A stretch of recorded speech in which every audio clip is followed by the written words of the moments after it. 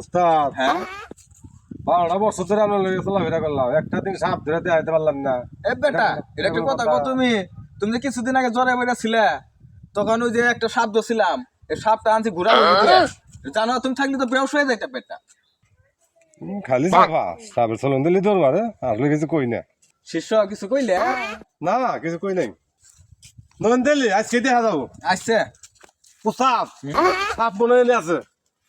আচ্ছা তোমার মনে কই যাচ্ছে সাপ আছে না কোন তো পাইলাম আচ্ছা সাপের কোন তো আছে না এনে সাপ আছে। আচ্ছা মন তো খাও কোন তো খারাপ তাহলে হ্যাঁ